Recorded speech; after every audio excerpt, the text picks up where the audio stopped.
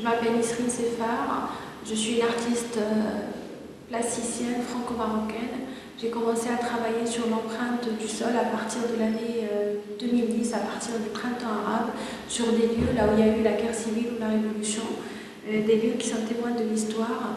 Je suis allée dans plusieurs lieux, précisément autour de la Méditerranée, à Rivesaltes, au camp de Rivesaltes en France, à Monte Cassino, à la place de l'Exodus, à Figuig, la frontière entre le Maroc et l'Algérie. Et la première fois où je suis allée à Guernica, à la ville de Guernica, c'était en début 2012, l'année début 2012. J'avais travaillé sur le seul endroit qui est resté après le bombardement. C'était devant le Sénat et c'était devant l'arbre aussi. Et cette année, je commémore 80 ans après ce drame du bombardement de cette ville et aussi en écho avec le tableau du grand maître, du Pablo Picasso, le tableau de Guernica. Alors moi, j'ai fait le lien, entre les deux tableaux. Alors j'ai respecté la taille du tableau de Guernica. Mon œuvre, elle est d'une même dimension, c'est de 7,77 m sur 3,49 m. Et aussi, à la fin de mon travail, j'ai prélevé les formes géométriques qui sont sur le tableau du Picasso, de Guernica, toutes les formes géométriques qu'on voit sur mon œuvre aussi, à la même dimension, exactement à la même place sur mon tableau aussi. C'est ça le lien entre les deux.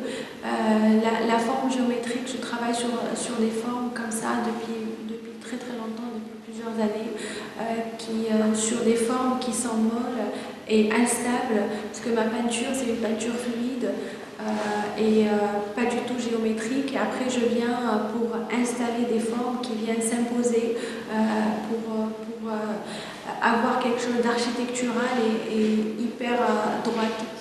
Le symbole pour moi de cette ville de Guernica, c'est l'arbre et l'enracinement de cet arbre-là. Et c'est comme ça que j'ai interprété mon œuvre aussi, 80 ans après, d'une vision plutôt contemporaine, avec cette empreinte, parce que ma toile, elle a été prélevée directement sur les lieux de Guernica.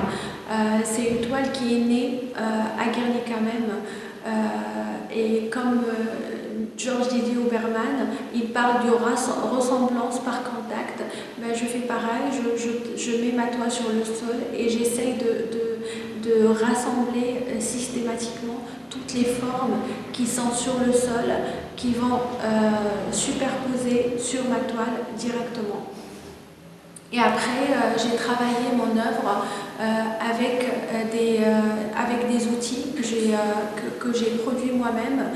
Il n'y a pas du tout de pinceau. Toute l'œuvre a été réalisée à base de volume de plâtre et des moulages de plâtre sur la toile directement.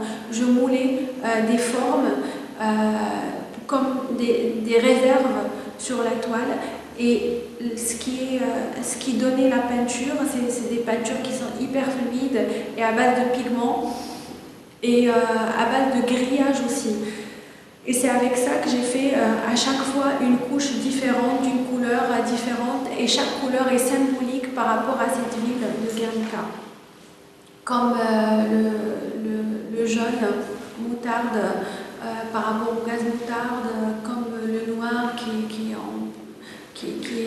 une couleur qui est symbolique peut-être à la terreur. J'ai travaillé plusieurs éléments qui vont venir se compléter pour donner une seule œuvre dans l'espace.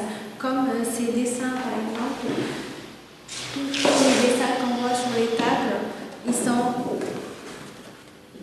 sont à base de fusain, du bois brûlé et à base de feu aussi. Et ça, c'est par rapport à la ville qui a été toute bombardée. Et ce que j'ai fait aussi sur place, la vidéo qu'on voit ici dans cette exposition, c'est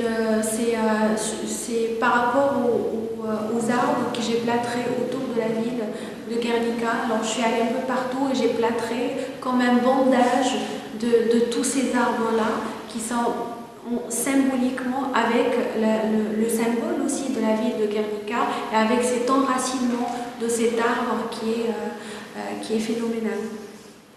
Et je ne sais pas ce que ça va devenir après, j'ai laissé comme ça, c'est le plâtre pour moi comme une sorte de réparation aussi, c'est comme effacement et réparation par rapport à cette souffrance et par rapport à ce drame-là.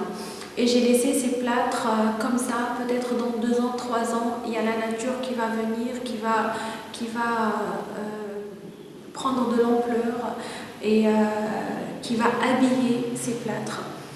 Voilà, et ça va donner une naissance à autre chose, ça va donner une vie aussi. Et ce que je cherche aussi, c'est donner, je mets de la couleur, c'est la couleur pour moi, c'est une renaissance. Et ça, c'est, par rapport à tout à l'heure, ça c'est les réserves en plâtre avec lesquelles j'ai travaillé cette œuvre. Comme ça aussi, qu'on voit dans cette exposition. C'est des moulages de tripes qui ont été faits à base